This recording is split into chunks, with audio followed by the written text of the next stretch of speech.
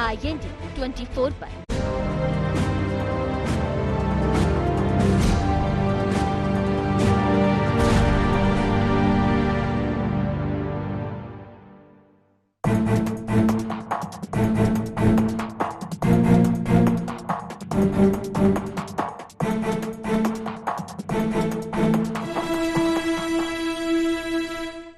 छत्तीसगढ़ में विधानसभा चुनाव के बाद बीजेपी और कांग्रेस सत्ता के फाइनल लोकसभा चुनाव की तैयारी में जुट गए हैं। दोनों ही दल राज्य की सभी 11 सीटों पर जीत का परचम फहराने की रणनीति पर काम कर रहे हैं। लोकसभा चुनाव में राम मंदिर मुद्दे को प्रमुखता से उठाएगी। इसके साथ ही बीजेपी विधानसभा की तर्ज पर लोकसभा में भी प्रत्याशी चयन पर फोकस कर रही है। सियासी गलियारों में चर्चा है कि बीजेपी लोकसभा चुनाव में इस बार अपने कुछ वर्तमान विधायकों के साथ ही नए चेहरों को चुनावी मैदान में उतार सकती है। इसके साथ ही राम मंदिर भी लोकसभा चुनाव में बीजेपी का अहम मुद्दा होगा। लोकसभा चुनाव होने वाले हैं और उस विषय को लेकर के लगातार भारतीय जनता पार्टी के अलग अलग कार्यक्रम चल रहे हैं और निचले स्तर पर हमारे क्लस्टर की बैठकें होने को तय है और विधानसभा की बैठक होने को तय है और निचले स्तर पर जो रणनीति के तहत पे हम लोगों ने विधानसभा का चुनाव लड़ा, उसी रणनीति को आगे बढ़ाते हुए हम लोकसभा का चुनाव भी लड़ेंगे। भारतीय जनता पार्टी में सब कुछ संभव हो सकता है और यहाँ पर एक छोटा कार्यकर्ता उच्च स्तर तक पहुँच सकता है। ये भारतीय जनता पार्टी में ही संभव है और पार्टी जैसा आदेश करेगी उसके आधार पर हर कार्यकर्ता काम करने को तैयार है। वहीं कांग्रेस भी लोकसभा चुनाव को लेकर कमर कस चुकी है। कांग्रेस मोदी सरकार पर वादा खिलाफी का आरोप को अपना हथियार बना रही है। कांग्रेस का मकसद सूबे की सभी 11 लोकसभा सीटों को जीतना है। इसके लिए कांग्रेस प्रत्याशी चयन में बीजेपी की राह पर चल सकती है, लेकिन फिलहाल कांग्रेस बीजेपी पर तंज कस रही है। कांग्रेस का कहना है कि बीजेपी विधायकों को टिकट देने की स्थिति में नहीं है। बड़े नेता बगावत के मूड में है। पूरी एकजुटता से विधानसभा का चुनाव लड़ा था। यह ठीक है कि परिणाम हमारी अपेक्षाओं के अनुरूप नहीं आए और पूरी तरीके से पूरी एकजुटता के साथ लोकसभा का चुनाव भी कांग्रेस पार्टी लड़ेगी और लोकसभा चुनाव के परिणाम विधानसभा चुनाव के इतर आने वाले हैं। उसका एक बड़ा कारण यह है कि अब की बार जनता मोदी सरकार से छुटकारा चाहती है। विशेष तौर पर जो उन्होंने वादा किया था महंगाई, बेरोजगारी, वादा खिलाफी सुशासन का, उसमें पूरी तरीके से नाकाम साबित हुआ है। ये सारे मुद्दे लेके हम जनता के बीच में जाएंगे। भारतीय जनता पार्टी को उनका अपना मसला है। मुझे नहीं लगता है कि वो विधायकों को टिकट देने की स्थिति में है, क्योंकि बहुत बड़ा इनके पास में जनाधार नहीं है। जिस प्रकार से आक्रोश है भारतीय जनता पार्टी को, तो अभी सरकार बचाना मुश्किल पड़ जाएगा, क्योंकि वरिष्ठ नेताओं की उन्होंने मंत्रिमंडल में उपेक्षा की है। सारे के सारे बगावत के मूड में दिख रहे हैं, तो ये हिम्मत नहीं करेंगे कि विधायकों को लोकसभा की टिकट दें। 2018 विधानसभा चुनाव में 15 सीटों पर सिमटी बीजेपी ने 2023 में भारी बहुमत से सत्ता में वापसी की। विधानसभा की जीत के बाद बीजेपी जोश में है। वहीं कांग्रेस भी मजबूती से जनता के बीच जाएगी। अब देखना होगा कि लोकसभा चुनाव में किस पार्टी की रणनीति कामयाब होगी। रायपुर से IND 24 के लिए ब्यूरो चीफ निधि प्रसाद की रिपोर्ट।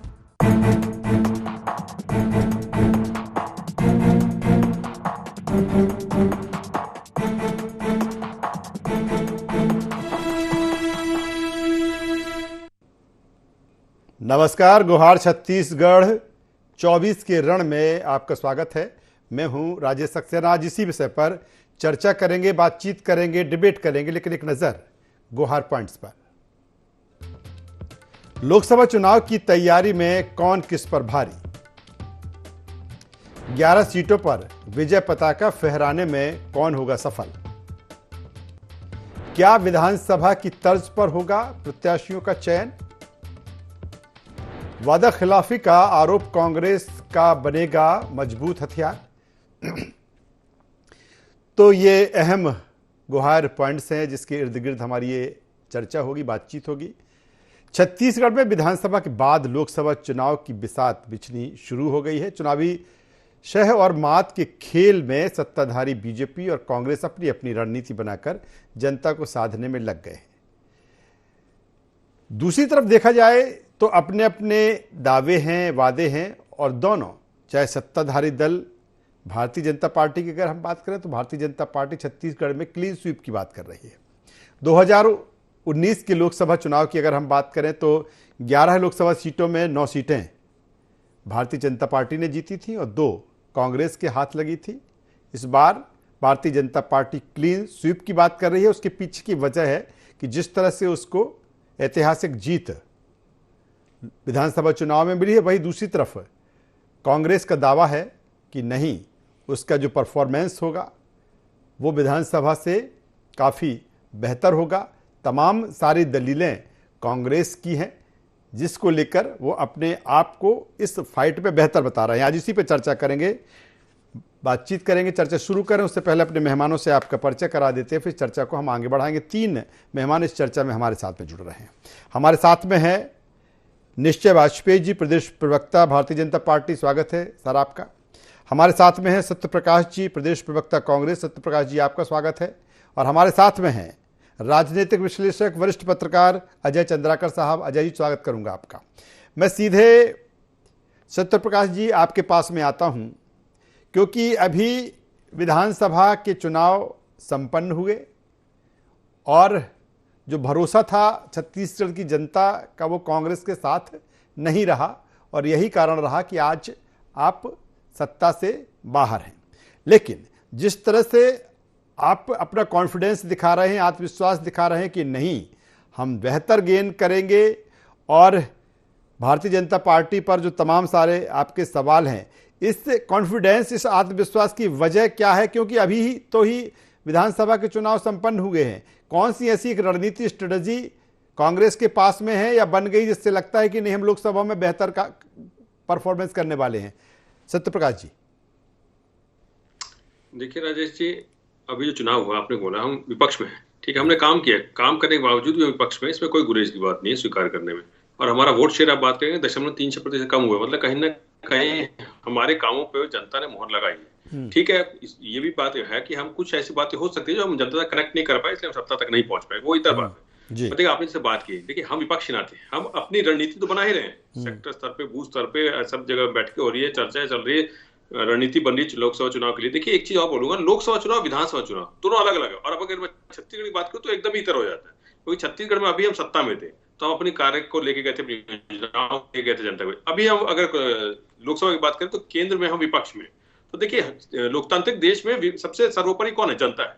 तो जनता देखिए परिवर्तन के मूड में। अब 10 साल के इनका जो वादा खिलाफी है उसके खिलाफ जनता खड़ी है। आप महंगाई की बात कर लीजिए, आप बेरोजगारी की बात कर लीजिए, रोजगार की इन्होंने बात की थी, 15 लाख की बात की थी, और साथ ही साथ यहाँ छत्तीसगढ़ में इन्होंने अभी तक मतारी बंधन बात कर लीजिए, आप 3100 की बात कर लीजिए, मजदूरों को 10,000 देने की बात कर लीजिए, आप वो सब आता पता नहीं है। और साथ ही सबसे महत्वपूर्ण बात है, जनता इसलिए खड़ी है कि भाई मोदी जी आपके 10 साल के कार्यकाल में ऐसा क्या हुआ कि आप बोलते थे बेटी बचाओ बेटी पढ़ाओ, और मणिपुर हो जाता है, और ऐसी बहन बेटियां जो मैडम विदेश से लेकर आ जाती है मगर देश में आ जाती है। आपके कार्यकाल में ऐसा क्या हुआ कि आप ही के विधायक को 25 साल की सजा मिलती है दुष्कर्म करने के लिए? मतलब कहीं ना कहीं आपका संरक्षण हो रहा है, आप एक तरफ बोलते हैं बेटी बचाओ बेटी पढ़ाओ, आप ही के कार्यकाल में ऐसा क्या होगा कि भूखमरी में देश 111 नंबर पे? तो ये सवाल जनता खुद इनसे पूछ रही है, आप ही के कार्यकाल में लेकिन सत्य प्रकाश जी आपको नहीं लगता, लेकिन सत्य प्रकाश जी आपको यह नहीं लगता कि यही चीजें आप विधानसभा में भी कहते आए कि ऐसा क्या हो गया, लेकिन वहां की जनता ने मोदी की गारंटी पर विश्वास किया और वहां पर मोहर भाजपा को लगाई और सरकार बनी? राजेश जी एक चीज मैं बोलूंगा, ये पूरे मीडिया में चलते कि मोदी गारंटी, 2018 में भी मोदी जी थे, जबकि बल्कि उस समय तो पहली बार प्रधानमंत्री बने थे 2014 में, और 4 साल बाद ही चुनाव हुआ था। क्या हर्ष हुआ था? मोदी गारंटी चलती तो उस समय भी चलनी चाहिए थी। और अभी की मैं बात करूंगा, मोदी गारंटी है कहाँ? आप बताइए ना। अगर चलती, मान लेता हूं मैं 2018 में जो हाल बीजेपी का हो सकता होता था वैसे हो सकता, अगर लहर चलती, मोदी लहर होती, तो हम भी उसी हिसाब से होते, 10, 12, 14 के आसपास बैठे होते, मगर हम 35 पे। और ऐसे ऐसे संभाग है जहां पे ये बिल्कुल साफ है, जांजगीर चांपा का संभाग देख लीजिए।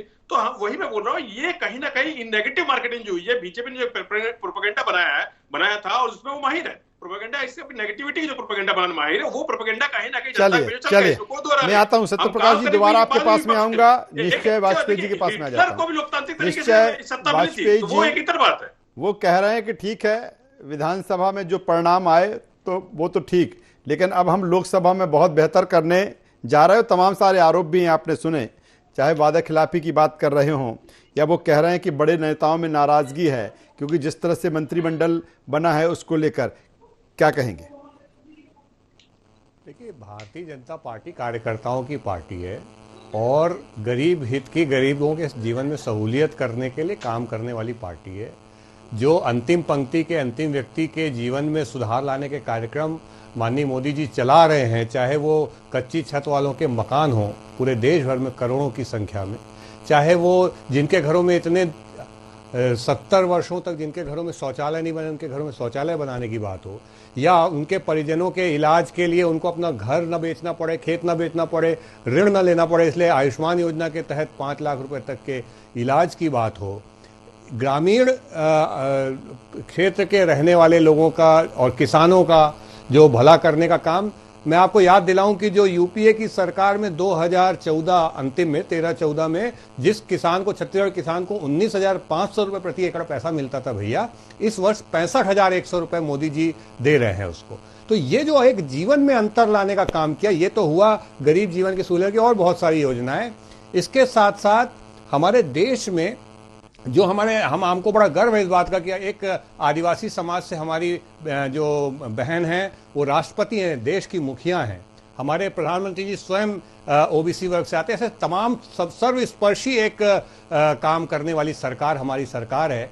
तो एक ये भी एंगल है। दूसरा, हमने हर चीज में, चाहे वो देश की संप्रभुता की बात हो, चाहे देश के आयुध की बात हो, सब में हमने देश को आत्मनिर्भर बनाने की दिशा में काम किया और 5वीं अर्थव्यवस्था में गए। और मोदी जी ने कह दिया है कि इस बार सरकार आ रही है, ये तो तय है, और भारत 3री अर्थव्यवस्था बनेगा। तो अर्थव्यवस्था की दिशा में भी चंद्रयान में सफलता, विज्ञान में सफलता, और उसके बाद हम सूर्य के ऊपर नजर रखने वाले देशों में शुमार हो गए हैं। तो सर्वांगीण सभी दिशाओं में इतनी उन्नति देश कर रहा है, वो इनको पच नहीं रहा है। ये तो बेचारे 96 से लोकसभा चुनाव नहीं जीत पाए। देखिए कांग्रेस जो है ना भैया, छत्तीसगढ़ में 1996 से लगातार लोकसभा चुनाव में हार रही है। अभी तो मोदी जी का ऐसा है कि उन्होंने चूंकि गरीबों के लिए इतने काम किए हैं, देश की संस्कृति के संरक्षण के लिए इतने काम किए हैं, और हमारे जो पुराने समय की जो हमारे ऐसे कहना चाहिए जिन मंदिरों को तोड़ दिया गया था, जिस संस्कृति को छिन्न भिन्न कर दिया गया था, उसके लिए जो काम किए हैं, जनता तो एक तरफा वोट दे, और ये कोई दिक्कत ही नहीं है इसमें। 11 से 11 निश्चय वाजपेयी जी पार्टी जीतने जा रही है। दोबारा आपके पास में आऊंगा। मैं अजय जी के पास में आ जाता हूं। अजय चंद्राकर साहब, राजनीतिक विश्लेषक, वरिष्ठ पत्रकार, हमारे साथ में हैं। अजय जी, किस तरह से देखें इस जंग को? पहले हम विधानसभा को लेकर खूब चर्चा करते रहे, तमाम सारे प्रोडक्शन, तमाम सारी चीजें, लेकिन जिस तरह से भारतीय जनता पार्टी की हम बात करें, निश्चित तौर पर अगर 18 में देखें तो वो परफॉर्मेंस नहीं था, लेकिन 19 में उसके बावजूद भी एक बेहतर परफॉर्म किया। और यही कारण है कि अब भारतीय जनता पार्टी कह रही है कि हम क्लीन स्वीप करेंगे, 11 में से 11 सीटें जीतेंगे। वही कांग्रेस का दावा है कि नहीं, इस बार कांग्रेस एक बेहतर मजबूती के साथ आगे बढ़ेगी। सर, किस रूप में देखें हम इस लड़ाई को? राजेश जी, आपके गुहार पॉइंट का पहला जो पॉइंट था कि कौन किस पर भारी, तो इतिहास के पन्नों को पलटते हैं तो 1996 से लेकर के मात्र 3 राज्यों का ही विश्लेषण करें, छत्तीसगढ़, मध्य प्रदेश और राजस्थान, तो बीजेपी की स्ट्राइक रेट रही है 86% सफलता हासिल करने। ये 14 से ही नहीं, ये 96 से है। अगर हम 2019 के अक्ष तले चर्चा करें तो 100 सीट ये 6 राज्यों में, छत्तीसगढ़, ये मध्य प्रदेश, राजस्थान, हिमाचल, उत्तराखंड, गुजरात, 3 सीट कांग्रेस। तो इसका मतलब है कि कांग्रेस और बीजेपी जब जब भी आमने सामने चुनाव लड़े हैं तो बीजेपी को लाभ मिला है। दूसरी बात आती है कि कांग्रेस, बीजेपी और क्षेत्रीय छत्र भी एक साथ चुनाव लड़ते हैं तो भी बीजेपी को लाभ मिला है। उदाहरण मैं आपको बतलाऊं, 275 सीट महाराष्ट्र, बिहार, उत्तर प्रदेश, पश्चिम बंगाल, झारखंड, पंजाब, उड़ीसा और तेलंगाना, बीजेपी को मिली है 153 सीट में सफलता, क्षेत्रीय छत्रपों को 108 और कांग्रेस को मात्र 18। तो इस दृष्टिकोण से देखें तो 96 से लोकसभा के चुनाव में भारत के राजनीति के इतिहास में मतदान व्यवहार का रिजल्ट ऐसा रहा है। अब बदली हुई परिस्थिति में ये क्षेत्रीय छत्र या इंडिया गठबंधन बीजेपी से किस तरह से मुकाबला करते हैं, यह काफी दिलचस्प हो गया है राजेश जी। लेकिन अभी तक जो गुहार पॉइंट का जो चौथा पॉइंट था आपका कि प्रत्याशियों का चयन, तो यहां पर पिछले लोकसभा चुनाव में भी बीजेपी नए प्रत्याशियों को उतारी थी और सफलता हासिल की थी। इसके पीछे अनेक कारण हैं। कांग्रेस को भी प्रमुख विपक्षी दल के रूप में जिस पार्टी से जहां से भी सफलता हासिल करने के लिए जो मेरिट मिल सकता है, उनके ऊपर मंथन करके वो अगर चुनाव में जाते हैं तो यह चुनाव काफी दिलचस्प और कह सकते हैं कि एक अलग परिणाम वाला होगा कि नहीं, यह तो वक्त बतलाएगा राजेश। लेकिन एक चीज बेहतर है, जिस उस पॉइंट पर अजय जी आप आए प्रत्याशी को चयन को लेकर, लेकिन जिस तरह की जो चीजें हैं या जिस तरह की जो आंकड़े आपने कहे हैं कि एक किस तरह से एक ट्रेंड रहा है न केवल छत्तीसगढ़ में बल्कि अन्य राज्यों का जिसका जिक्र आपने किया, तो मुझे लगता है कि प्रत्याशी का चयन मुझे लगता है भारतीय जनता पार्टी के पॉइंट ऑफ व्यू से देखें तो पीछे हो जाता है। और जिस तरह से एक चाहे वो मोदी के नाम की बात हो, मोदी की गारंटी की बात हो या उस वेब की बात हो जो भारतीय जनता पार्टी को लोकसभा चुनाव में मिलती रही है, तो मुझे लगता है कि प्रत्याशी चयन उतना इंपॉर्टेंट नहीं है जिस तरह से भाजपा चुनाव लड़ती है मोदी के नाम पर। आपका जो प्रश्न है वो 2014 से जी, और 14 और 2019 का हम परफॉर्मेंस देखते हैं तो जहां सशक्त नेतृत्व होता है और प्रत्याशी के चयन में भी काफी एक प्रकार से कह सकते हैं कि बीजेपी जिस तरह से विश्लेषण करके या आकलन करके प्रत्याशियों को दी है, लेकिन संगठन के दृष्टिकोण से और पार्टी की एकजुटता जो रही है, ये वाजपेयी जी के भी कार्यकाल में ये 96 से चला है, लेकिन मोदी जी के आने के बाद जिस तरह से पहली बार 2014 में स्पष्ट बहुमत इस पार्टी को मिली, 19 में तो बीजेपी अपने 300 के आंकड़ा भी पार की, तो उस हिसाब से कह सकते हैं सशक्त नेतृत्व, संगठन के लेवल पर एकजुटता, और जो पार्टी हारती है चाहे क्षेत्रीय छत्रप हो या फिर अन्य राष्ट्रीय राजनीतिक दल, शायद ये गुण उन पार्टियों में नहीं। चलिए सर, आऊंगा एक अहम सवाल के साथ, अगली बार सेकंड राउंड में मैं आऊंगा, सीधे सत्यप्रकाश जी के पास में आता हूं। लगातार हम बात कर रहे हैं कि अब जो छत्तीसगढ़ में चाहे वो भारतीय जनता पार्टी हो या कांग्रेस हो, अपनी अपनी रणनीति को और तेज करते हुए नजर आ रहे हैं। लगातार बैठकों का दौर जारी है, चाहे वो प्रत्याशी चयन को लेकर मंथन हो या अन्य तरह का मंथन हो। मैं सीधे सत्यप्रकाश जी आपसे जानना ही चाहूंगा कि अगर देखें भारतीय जनता पार्टी का तो एक कैडर बेस पार्टी है, संगठनात्मक स्तर पर कांग्रेस से कहीं ज्यादा उसकी तैयारी होती है, चाहे वो बूथ लेवल कार्यकर्ता की बात कर लें, हम पन्ना प्रमुख की बात करें, अन्य अर्ध पन्ना प्रमुख की बात करें, आपको नहीं लगता कि कांग्रेस कहीं ना कहीं संगठनात्मक स्तर की तैयारी में पीछे रह जाती, उस तरह की स्ट्रेटेजी रणनीति नहीं दिखती? ठीक है, ये अलहदा है कि अब 11 सीटों में किसको कितनी मिलती हैं, लेकिन रणनीतिक तौर पर देखें तो कांग्रेस की वो जो जमावट संगठनात्मक स्तर पर दिखना चाहिए बीजेपी के मुकाबले कहीं पीछे नजर आती है। सत्यप्रकाश जी देखिए राजेश जी, एक बात मैं बोलूंगा, हम जब इनके 15 साल की सरकार थी, हम विपक्ष में थे, विपक्ष पे रहने के बावजूद भी हमको 35, 36, 37 उसी के आसपास मिलता था और कार्यकर्ताओं के दम पे मिलता था। वो हमारे जो कार्यकर्ता मैनेजमेंट, बूथ मैनेजमेंट की जब बात कर लीजिए, वार्ड मैनेजमेंट की बात, उसी के दम पे मिलता था।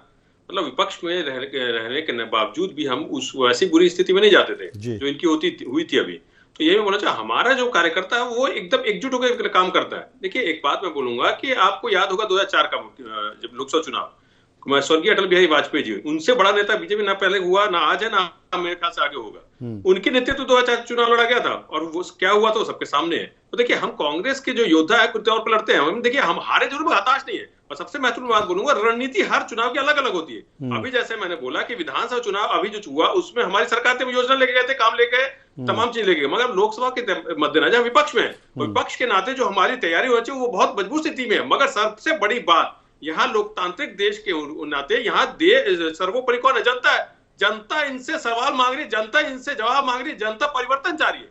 जनता चाह रही है कि आपके 10 साल का क्या हुआ जो आपने हमसे वादा किया था। हमारी आय दुगनी की बात की थी किसानों की, वो सब जो चीजें वो महत्वपूर्ण हो गई है। जनता उनसे सवाल कर रही है ना, और विपक्ष के नाते हम जनता की आवाज उठा रहे हैं। इसलिए आपको यह मालूम होगा लोकसभा में क्या हुआ और बेरोजगारी की हालत क्या है कि लोकसभा में युवा जा रहे, बेरोजगारी हुआ। तो ऐसी तमाम चीजें हैं और हमारी जहां तक बात है, हम बहुत मजबूती स्थिति में है और इनसे लड़ रहे हैं। तभी देखिए इनको अभी घबराहट अभी शुरू हो गई है। और निश्चय वाजपेयी भैया को ये बता देता हूं, अभी मैंने जो सवाल किया उसका जवाब अभी तक इन्होंने नहीं दिया। महंगाई बेरोजगारी पे क्या बोलेंगे उस पर बताइए ना, इधर उधर की बात मत कीजिए। आपने किसानों की बात कर ली कि आय दुगनी हो गई, 700 किसानों की शहादत हुई थी, आतंकवादी तक कह दिया था आप लोगों ने। हंगर का इंडेक्स कहां है? तो ये तमाम चीजें, 7 कंपनियां, बड़ी बड़ी 7 कंपनी पिछले 10 साल में बोरियत में बांध के बाहर जा चुकी है, आपको मालूम होना चाहिए। 85% जनता की आय आधी हो गई है 10 साल में, ये भी आपको मालूम होना चाहिए। और IMF ने क्या वार्निंग दिया वो भी सबके सामने है। तो ये तमाम चीजें हैं जो 10 साल में हुई है, जो जनता भुगत रही है। तो इसलिए जनता तो परिवर्तन चाह रही है, प्लस हम विपक्ष होने के नाते हम मजबूती के साथ खड़े हैं, इसलिए इनको घबराहट हो रही है ना, इसलिए तो ये तमाम चीजें बोल रहे हैं।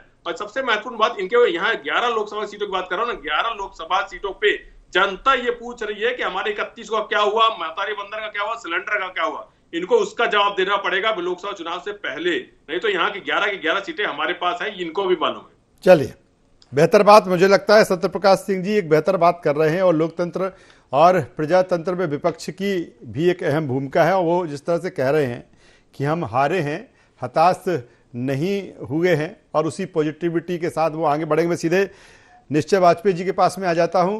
निश्चय वाजपेयी जी, जवाब दे दीजिए सत्य प्रकाश जी जिस तरह से कह रहे हैं। देखिए, सत्य प्रकाश जी बेचारे एक ऐसे दल का भी यहाँ पे प्रवक्ता हैं जिसका काम है मूलतः ढेबर के आपराधिक गैंग को काम में लगाना, है ना। अगर इनको सरकार मिल गई तो लूटना। 71 सीटों से जीतने वाली सरकार जो है धूल चाट ली। इतने बड़े अंतर से जीतने वाली सरकार को धूल इसलिए चटाई जनता ने क्योंकि इन्होंने केवल अपराधों का काम किया और इन्होंने केवल छत्तीसगढ़ को लूटने का काम किया। इसको जनता जानती है। दूसरी बात, जवाब इनको इस बात का देना चाहिए कि 96 से लेके आज तक तो एक भी चुनाव लोकसभा का जीत नहीं पाए हैं। ये इसका कोई जवाब थोड़ा मोड़ा इनका आता। इस बार तो 11 में की 11 सीटें ये हारने वाले हैं, ये तय है। ये एक भी सीट नहीं जीत पा रहे हैं बेचारे, ये भी सच्चाई है। ये जितनी बड़े नेताओं का असंतोष ये कांग्रेस की मीटिंग से उठ के आए होंगे, इसलिए उनको कांग्रेसियों का जो चाल चलन दिख रहा है उसके आधार पे बोल रहे हैं। मोदी जी न केवल और बड़े अंतर से जीत के आ रहे हैं, मोदी जी न केवल और ज्यादा सांसद भारतीय जनता पार्टी के साथ आकर के पुनः प्रधानमंत्री बने हैं, बल्कि छत्तीसगढ़ की तमाम 11 सीटें जो है ना वो भारतीय जनता पार्टी जीत रही है। ये बड़ा स्पष्ट है। और इसका जो जितना भी इनको रोना गाना करना है, जितनी नाटक नौटंकी करनी है, वो जनता के सामने पूरी खुल गई है और ये अपराध गैंग का खेल खत्म हो चुका है छत्तीसगढ़। चलिए, अजय चंद्राकर साहब, हम अब लगातार दोनों की रणनीति पर बात कर रहे हैं और जो कुछ विधानसभा चुनाव में हुआ उसी के आधार पर यह जो एक लंबा एक ट्रेंड रहा जिसका जिक्र आपने भी किया। जब हम बात मुद्दों की करते हैं कि आखिर कौन से ऐसे मुद्दे रहेंगे, हालांकि ये भी सही है कि विधानसभा चुनाव अब जिस तरह से लड़े जाते हैं उसमें स्थानीय मुद्दों से ज़्यादा जो देश के मुद्दे हैं, जो राष्ट्र से जुड़े मुद्दे हैं, वो हावी रहते हैं। लेकिन इस समय एक अहम मुद्दा है और एक ऐतिहासिक दिन भी 22 जनवरी का जिस तरह से है, और ये भी कहा जा रहा है कि ये चुनाव न केवल छत्तीसगढ़ में बल्कि तमाम सारे राज्यों में इसका असर और इसका जो बेनिफिट्स है वो भाजपा को दिखेगा। राम मंदिर को लेकर जो चीज़ें हैं, क्या लगता है कि ये चीज़ें सिर्फ ये बड़ा एक मुद्दा रहेगा और जो Bharatiya Janata party clean sweep की बात कर रही है, जो चीज़ें हैं उसका बेनिफिट्स उसको है? हालांकि कांग्रेस सवाल उठा रही है कि यही कारण है कि अभी पूरी तरीके से निर्माण नहीं हुआ और आप प्राण प्रतिष्ठा करने जा रहे हैं। अजय चंद्राकर साहब, देखिए राजेश जी, आपका जो प्रश्न है इसके भी इतिहास के पन्नों को पलटे तो कहा नहीं जा सकता। देखिए, कल्याण सिंह जी जब मुख्यमंत्री होते थे उत्तर प्रदेश की, और उस समय बीजेपी उत्तर प्रदेश में चुनाव हार गई थी। उस समय जो विवादित ढांचा था उसके ऊपर जो 6 दिसंबर को घटना घटी थी जी, तो कहा नहीं जा सकता। जबकि 2014 में अमित शाह जी संगठन संभाले यूपी में और सब रिकॉर्ड तोड़ते हुए वो ऐतिहासिक सफलता बीजेपी हासिल की। एक मुद्दा तो है, लेकिन विपक्ष के रूप में सत्य प्रकाश जी जिस तरह से मुद्दे को रख रहे हैं वो भी कितना जनता के पास पहुंचती है और किस तरह से कम्युनिकेट हो पाते हैं, ये सब मायने रखेगा। तो अभी हर चुनाव नया होता है और देखिए स्पष्ट बहुमत से तो ज्यादा बीजेपी के पास है जी। अभी निश्चय वाजपेयी जी कह रहे हैं कि हमारी सीटों की संख्या में वृद्धि होगी, उनका जो कॉन्फिडेंस है वो दिख रहा है। लेकिन कल्याण सिंह के समय और आज की बदली हुई परिस्थिति में काफी अंतर है, राजनीतिक पर्यावरण में काफी अंतर है, ये भी कह सकते हैं। इसलिए ये प्रमुख मुद्दा तो रहेगा, लेकिन विपक्ष क्षेत्रीय छत्र कांग्रेस देखिए एक उदाहरण जी, 7 सिस्टर्स और असम जी, वहां भी कांग्रेस स्ट्रगल की है असम के अलावा जो अन्य पूर्वोत्तर के 7 राज्य और हैं जो 7 सिस्टर्स कहलाती हैं, तो पूरे इंडिया में सिर्फ छत्तीसगढ़ नहीं, काफी बड़े पैमाने पर वैचारिक मंथन करके इनको चुनाव में जाना पड़ेगा। और जो कॉन्फिडेंस विधानसभा चुनाव में लूज हुआ है, तो उससे लगता है कि उस कॉन्फिडेंस को और जागृत करना पड़ेगा, कॉन्फिडेंस को जनता के सामने, कार्यकर्ताओं के सामने ले जाना पड़ेगा, अगर छत्तीसगढ़ के दृष्टिकोण से देखें। लेकिन मूल बात यह है राजेश जी, विपक्ष के रूप में आप भी सत्यप्रकाश जी को ग्रेस दिए, मैं भी देता हूं। आप हार गए तो क्या हुआ, मुद्दों को तो जनता के साथ कम्युनिकेट कीजिए ताकि सरकार और सक्रियता के साथ उसको क्रियान्वयन करने का काम करें। चलिए, बेहतर बात अजय चंद्रकर साहब आप कर रहे हैं, और मुझे लगता है कि भूमिका दोनों की है। सरकार में जो है उनकी भी भूमिका है, और एक मजबूत विपक्ष भी हो उसकी भी ज़रूरत है। और जिस तरह से कांग्रेस दावा कर रही है कि नहीं, हम पूरी तरीके से रणनीतिक तौर पर तमाम सारी चीज़ों को लेकर पूरी तरीके से तैयार है। हालांकि भारतीय जनता पार्टी जिस तरह से लोग विधानसभा को चुनाव जीती, और एक समय ये आता था कि आखिर चेहरा कौन, तो भारतीय जनता पार्टी ने ये भी बता दिया कि चेहरा कौन। और दूसरी तरफ से जो तमाम सारी चीज़ें न केवल छत्तीसगढ़ में हमने देखी, छत्तीसगढ़ के साथ राजस्थान और मध्य प्रदेश में भी देखी कि सारी चीज़ें अब जो डिसाइडिंग चीज़ें हैं वो केंद्र से ही हो रही है, केंद्रीय नेतृत्व की तरफ से हो रही हैं। और मुझे लगता है कि उससे वही एजेंडा फॉलो छत्तीसगढ़ में लोकसभा चुनाव को लेकर संगठनात्मक स्तर पर क्या रणनीति रहेगी, सरकार के स्तर पर क्या रणनीति रहेगी, ये तमाम सारी चीज़ें देखने को मिलेंगी। तीनों मेहमानों का यहाँ पर मैं धन्यवाद करूँगा, शुक्रिया करूँगा। तो कुल मिलाकर जो 24 की जंग है उसको लेकर छत्तीसगढ़ तैयार है, और भारतीय जनता पार्टी अपने तरह से तैयारी में है कि इस बार 9 नहीं 11 सीटें जीतेंगे। वहीं कांग्रेस कह रही कि हम कमबैक करेंगे, और भले हम विधानसभा का चुनाव हारे लेकिन पूरे कॉन्फिडेंस के साथ, पूरे आत्मविश्वास के साथ हम लोकसभा की जो जंग है, 24 की जो जंग है वो लड़ेंगे, और एक बेहतर रिजल्ट उसके फेवर में आएंगे। गुहार छत्तीसगढ़ में बस इतना ही। ID24 पर खबरों का सिलसिला लगातार जारी है, बने रहिए हमारे साथ। नमस्कार।